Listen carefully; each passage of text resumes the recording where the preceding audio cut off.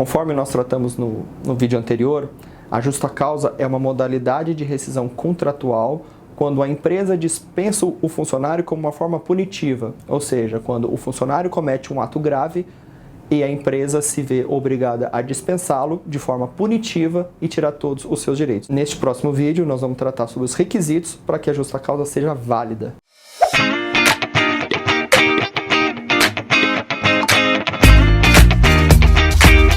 Bom, antes da gente tratar propriamente sobre os requisitos de uma justa causa, a gente precisa entender a importância que tem esse vídeo e o porquê que ela detém de uma formalidade, o porquê que tem requisitos para que essa justa causa seja válida. Por essa razão, por se tratar de uma modalidade punitiva de rescisão pela qual o trabalhador perde praticamente todos os seus direitos trabalhistas, a justa causa não pode ser aplicada indistintamente. Ela tem requisitos formais para sua validade.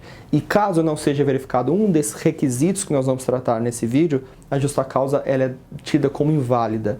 E possivelmente a justiça vai reverter essa justa causa para a regra. Qual é a regra? A regra é um contrato de trabalho, ele deve ser rescindido pela vontade de uma das partes, ou a empresa ou o empregado. Quando a empresa quer mandar embora, pague todos os direitos, aviso prévio, 13º, fundo de garantia, multa, habilita o funcionário no seguro-desemprego. Quando o funcionário pede demissão, ele abre mão de parte dos seus direitos e rompe também o contrato. Então, a justa causa ela é uma exceção punitiva. Por ser exceção punitiva, ela detém de determinadas características para sua validade. Nós vamos tratar nesse vídeo sobre essas características. Bom, a primeira característica para uma justa causa válida é a questão da atualidade. O que isso significa num plano geral? O ato ilícito de um funcionário, ele deve ser considerado, para ser aplicado uma justa causa, a justa causa deve ser aplicada de forma imediata. Ou seja, vamos a um exemplo prático para que a gente possa entender essa questão. Um funcionário que falta durante 10 dias, chega atrasado em mais 1 ou 2, são 12 dias de atraso, de desídia, de mau comportamento, e a partir desse 12º dia ele entra na linha. Ele volta ao estado normal do contrato e começa a cumprir as suas funções de maneira adequada. A empresa jamais poderia guardar esses ilícitos para que num caso posterior, numa situação futura, ela venha aplicar uma justa causa de um fato do passado.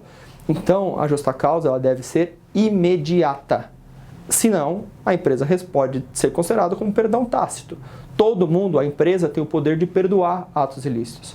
Então, o que a gente quer dizer aqui é que a empresa, caso tenha intenção de demitir um funcionário por justa causa, deve ser em ato próprio, em ato imediato. Ou seja, cometeu o ato, dispensa por justa causa. A segunda característica é a questão da singularidade.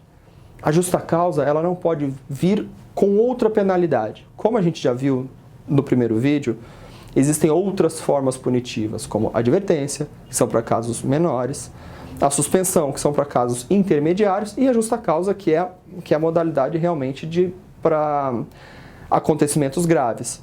Nesta questão, a gente tem que pensar da seguinte maneira: a nossa lei trabalhista ela só permite uma penalidade para cada ato.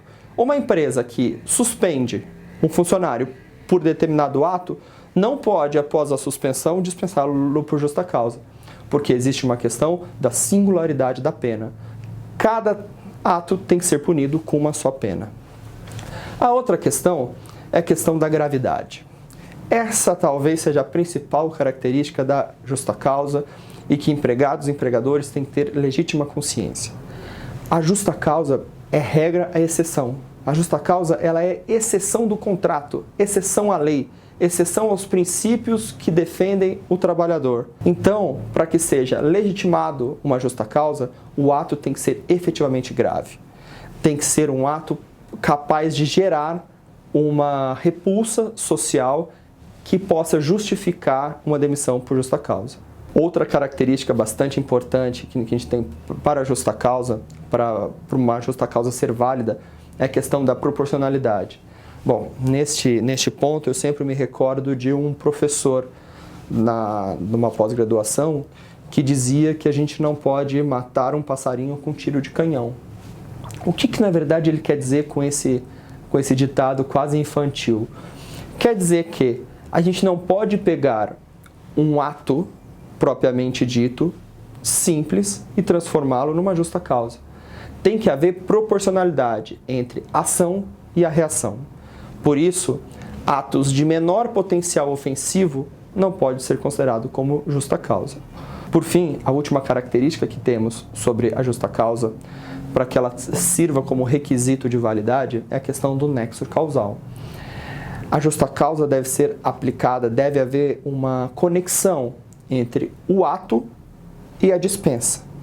Este ato, isso que liga os dois atos, chama nexo de causalidade. Deve haver uma circunstância que una o ato e a demissão. E este ato é chamado por nós juristas como nexo causal.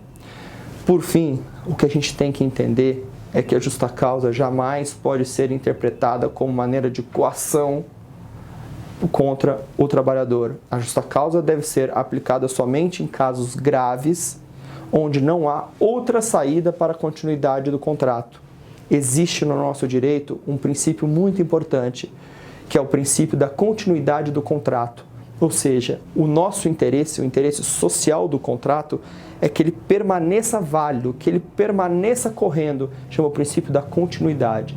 E para que esse princípio, que é um princípio importante, seja rompido através de uma justa causa, que é o modelo de rescisão punitivo, tem que haver um grave motivo.